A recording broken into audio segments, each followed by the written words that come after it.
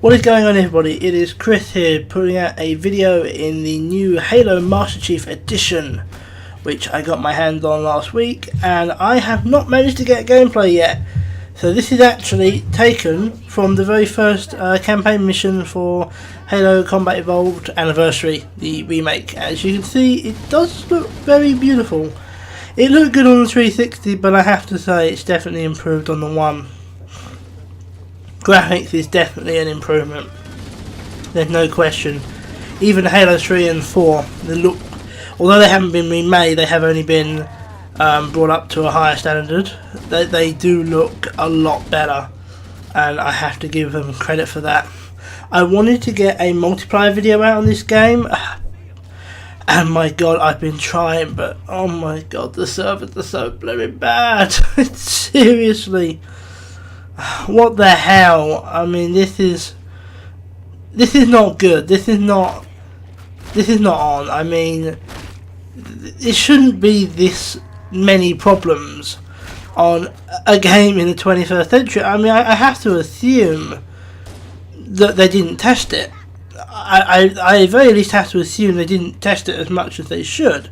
And they certainly haven't done as good a job as you would expect of them. I mean, especially when you bear in mind this is a full £50 game. Bear in mind it's only a remake anyway. That all of these games already exist on earlier generation consoles. When you bear that in mind, and you pay out 50 quid, to me, I expect the game to work. Maybe I'm a bit mad, but when I pay out 50 quid for a game, I do actually expect to get the whole game. Currently, my bugs are including that I cannot get onto the multiplayer. I tried multiple times with failure, and I've also had to stop playing the campaign because my achievements won't unlock. I finished the first level, and it says that my achievement is 100% complete and unlocking now. It has said that for 5 days. I unlocked the achievement, I believe, on Tuesday or Wednesday. I think actually maybe on Tuesday. It'll be 6 days now. And although I have earned that achievement, it hadn't actually registered yet. So I am not going to play the campaign anymore because I'm worried about possibly bugging the achievements even further. And I can't play the multiplayer because I can't get on it. I can play Forge mode. Which admittedly, while that is fun to do things in Forge mode, it's not exactly 50 quid worth of game, is it? I don't know, I've been looking forward to this for a long time, and they have failed so miserably. It's a disappointment, it truly is. Once they get the bugs fixed, this game will be fantastic. The only thing I'd say at the moment is only buy it if you don't care about achievements and you don't care about multiplayer. Otherwise, I would wait until they fix these bugs, if they even do. I mean, they put a patch out which has helped a little bit, I'll admit. I mean, they shouldn't have had to put a patch out to fix the game when it just comes out in the first place. But they have, and it has helped a bit. I had 2 achievements I was unlocking, one which was for finishing Pillar of Autumn, the first level, which you're looking at right now, and one for just finishing my first level or online game. Now the first level or online game one had now unlocked, so it is getting better, but I'm still sitting without an achievement. That's still bugged. Whether or not they're going to even fix that, who knows. I hope they will, but I don't have as much faith in them as I did when Halo 4 came out, because they were actually capable of making a video game when they brought Halo 4 out. And with this, I don't know. I don't know why it's like this. It shouldn't be. It is really bad. I don't know. I understand they had to cram a lot of content in, but I never thought it would be so buggy. And this is something I'm seeing a lot. I'm getting a little sick of games being so buggy at the moment. It seems that testing on games has gone way down. I mean, they're nowhere near as buggy as the sort of games of the 80s where companies were pumping out games in a few months and expecting them to be brilliant, but they are getting very bad. And there isn't actually a particularly good reason for it either. It's just lack of testing. They want to get these things out as quick as possible. And it's very stupid, and it's going to lead to people not enjoying games much. I know people who used to be major gamers who don't play that much because they are tired of bugs. And another thing I would say about lazy game companies is I've never seen the amount of remakes these days is ridiculous. I mean, I'm thinking of the games I've actually bought this year, and I'm thinking, well, that's the remake, that's the remake, that's the remake, and I'm thinking, what the heck is going on? Why are we getting so many remakes and re-releases?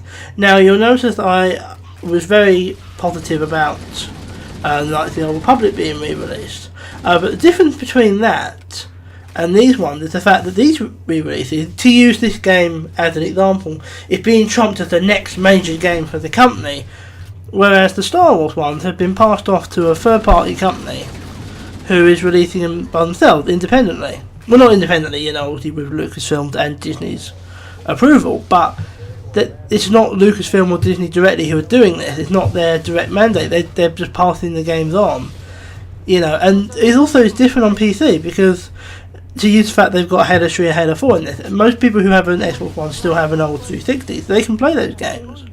With games like Knights of the Old Republic, or even older ones like X-Wing, you cannot play those easily on a Windows 7 machine. In fact, sometimes you can never play them on a Windows 7 machine. Believe me when I say I had to rebuy Knights of the Old Republic because I could not get it to work on my Windows 7, no matter how hard I tried. I tried just about everything I could think of and everything that was recommended to me, and it just didn't work. So they make sense.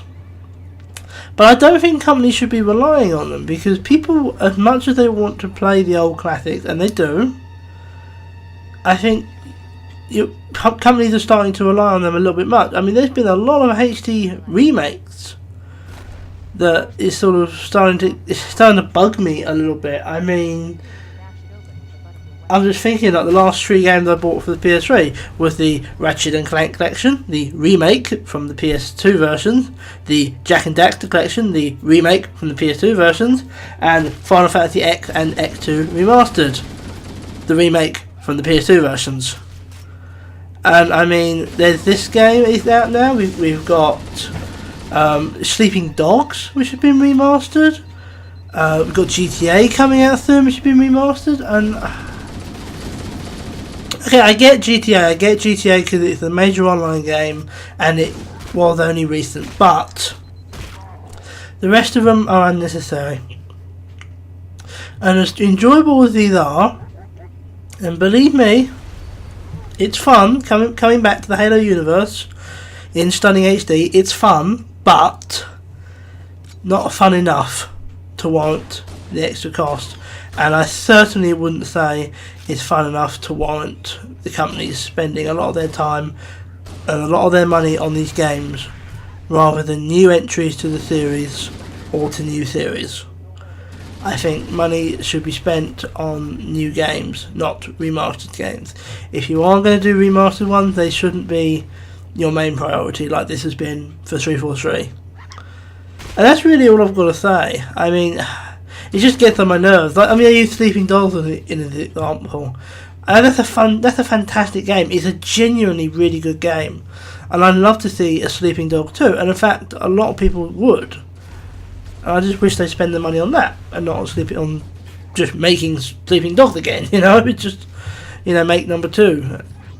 That's a lot easier for everyone. And I just wish companies would do that. But like I said, that's all I'm going to say on it. I don't want too much of a rant. Let me know what you think down below. Like the video, subscribe to the channel. Yay, achievement! Like the video, subscribe to the channel, and I shall talk to you guys next time. Ciao for now.